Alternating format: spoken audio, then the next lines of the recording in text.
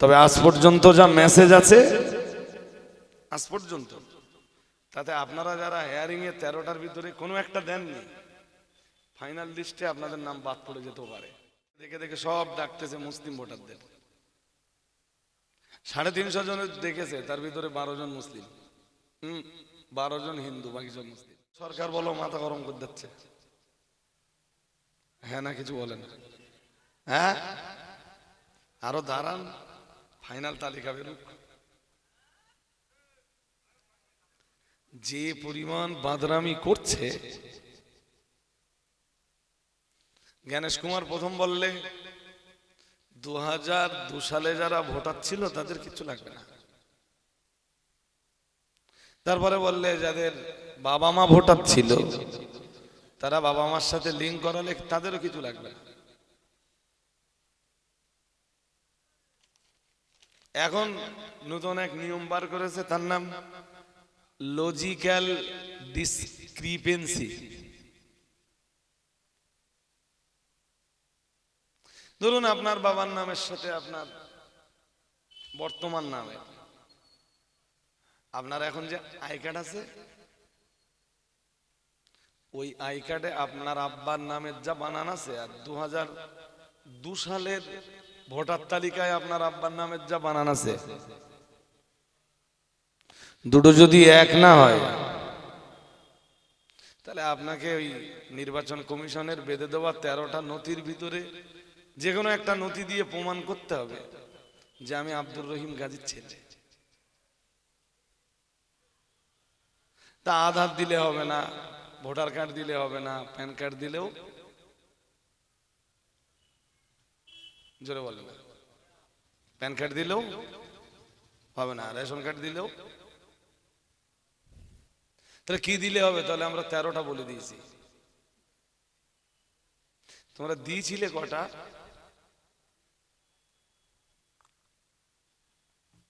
Government আমাদের দিয়েছে কি কি? রেশন কার্ড, ভোটার কার্ড,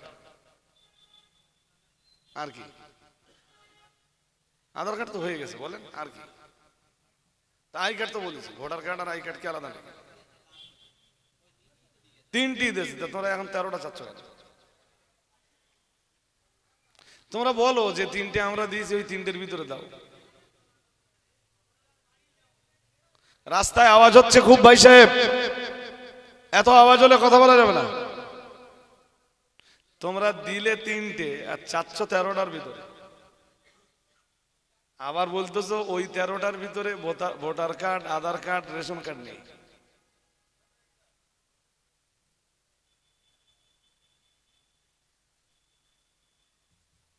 যদিও নির্বাচন কমিশনের স্পষ্ট ঘোষণা নয়, তবে আজ পর্যন্ত যা মেসেজ আছে আজ পর্যন্ত, তাতে আপনারা যারা হেয়ারিং এ 13টার ভিতরে কোনো একটা দেননি, ফাইনাল লিস্টে আপনাদের নাম বাদ পড়ে যেতেও পারে।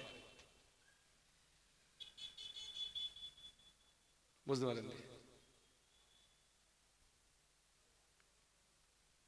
বাকি আল্লাহ মালিক ভালো জানেন।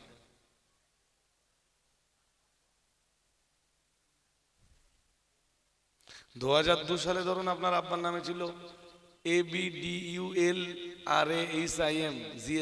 আব্দুল রহিম গাজী। আব্দুল, আপনার আই কার্ডে আছে আব্দুর রহিম গাজী। আপনাকে এই 13টা ডকুমেন্টসের ভিতরে কোনো একটা ডকুমেন্টস দিয়ে প্রমাণ করতে হবে যে আব্দুল রহিম গাজী আর আব্দুর রহিম গাজী দুজন একই। সেই যন্ত্রণা শেষ আছে? হ্যাঁ না আসতে বলছেন কেন? হ্যাঁ, তারা আইন করে দিয়ে বসে আছে আর দেখে দেখে দেখে দেখে সব ডাকতেছে মুসলিম ভোটারদের। 350 জন দেখেছে, তার ভিতরে 12 জন মুসলিম, 12 জন হিন্দু, বাকি সব মুসলিম। ওদের একটা অঙ্ক আছে যে এই বিধানসভায় এতজনকে যদি আমরা ডি ভোটার বানাতে পারি তাহলে এখানে বিজেপি ক্ষমতায় আসবে। বুঝতে পারি? ধরেন আমার বসিরহাট দক্ষিণ 25,000 ভোটে জিতেছিল, সে কারা জিতেছিল আপন জায়গায় থাক, যে পার্টি জিতেছিল তারা 25,000-এ জিতেছিল, বিজেপি হেরেছিল 25,000-এ। আমার বসিরহাট 124 দক্ষিণ। ওরা হিসাব করে দেখেছে যদি 14,000 মুসলিম ভোটারকে ডি ভোটার বানিয়ে দেওয়া যায় তাহলে আমরা ক্ষমতাটা দখল করতে পারবো। ওদের লড়াইটা ঠিক সেই পথেই চলছে। ওরা এর নাম দিয়েছে লজিক্যাল ডিসক্রিপেন্সি। এটা বিহারের এসআইয়ের সময় ছিল না।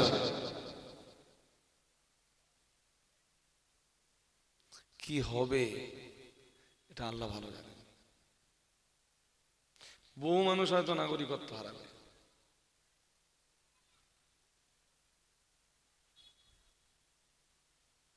আলাদা ট্রাইব্যুনাল বানাবে বিচারের জন্য, আদালত না, আলাদা ট্রাইব্যুনাল বানিয়ে দেবে। ততক্ষণে এদেরকে ধরে হয়তো ডিটেনশন ক্যাম্পে দেবে, দিয়ে বলবে এবার ট্রাইব্যুনালে যে তোমরা প্রমাণ করাও ওটা তোমার ভাই, ওটা তোমার বোন, ওটা তোমার ছেলে, প্রমাণ করাও। প্রমাণ করাতে করাতে হয়তো জীবন কেটে যাবে। কথা কি কিছু বুঝতেছেন? হ্যাঁ, আমি পাসপোর্ট কোথায় পাবো? আমি গরিব মানুষ, আমি তো বিদেশে যাইনি।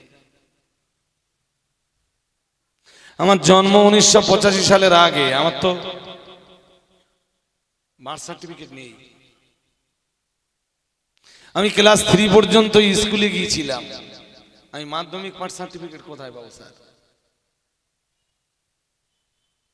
আমার জন্ম 1984 সালে, আমি 87 সালের আগের ব্যাংকের পাসবই কোথায় পাবো?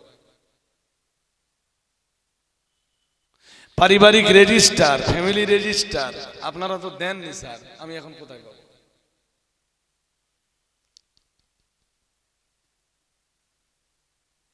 যন্ত্রণা শেষ নেই।